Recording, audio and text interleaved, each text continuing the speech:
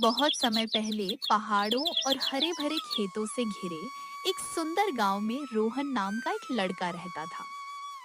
वह अपने माता पिता के साथ रहता था।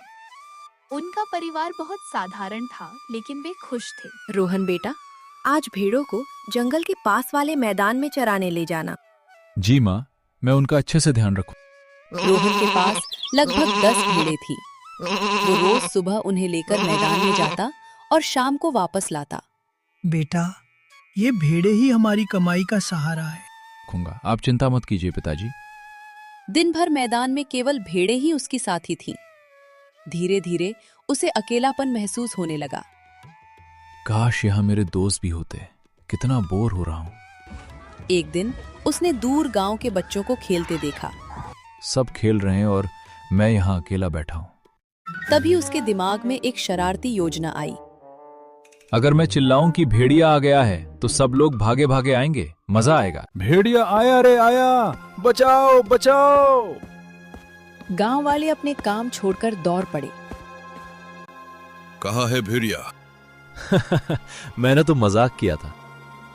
बेटा, ऐसे झूठ नहीं बोलते। बस थोड़ा मजाक था। लेकिन वो अपनी गलती नहीं समझा। कुछ दिन बाद आज फिर मजाक करते हैं। भेड़िया आया रे आया, बचाओ बचाओ। गांव वाले फिर दौड़े आए। फिर से बेवकूफ बन गए। अब अगर तुमने झूठ बोला तो कोई नहीं आएगा। विश्वास एक बार टूट जाए तो वापस पाना मुश्किल होता है। गांव वालों ने रोहन के माता पिता को सारी बात बता दी। बेटा, झूठ बोलना अच्छी बात नहीं है। मजाक की भी एक सीमा होती है। कुछ दिन तक सब शांत रहा। रोहन भेड़ों को चराने जाता रहा। उसे लगा कि अब सब कुछ ठीक हो गया है। उसी जंगल में एक भूखा भेड़िया रहता था। कई दिनों से उसे शिकार नहीं मिला था। आज मुझे कुछ न कुछ खाना ही होगा।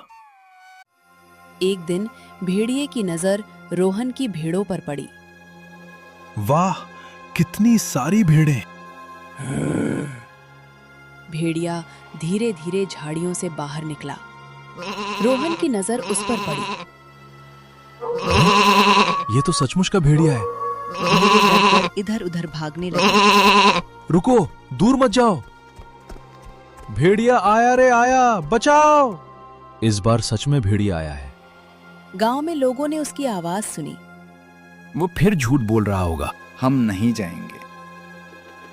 भेड़िया कुछ भेड़ों को डराकर जंगल की ओर भगा ले गया। ये सब मेरी गलती है। शाम होने पर गांव वाले वहां पहुंचे। मैंने पहले झूठ बोला था, इसलिए आज किसी ने मेरी बात पर विश्वास नहीं किया। बेटा, झूठ बोलने से विश्वास खत्म हो जाता है।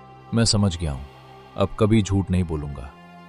उस दिन के बाद रोहन पूरी तरह बदल गया। वो हमेशा सच बोलता और मेहनत से काम करता। धीरे धीरे गांव वालों का विश्वास फिर से जीत लिया। कुछ महीनों बाद रोहन गांव के सबसे भरोसेमंद बच्चों में गिना जाने लगा। हमें तुम पर गर्व है। सच बोलना ही सबसे अच्छी आदत है। सीख। झूठ बोलने से विश्वास टूट जाता है। हमेशा सच बोलना चाहिए।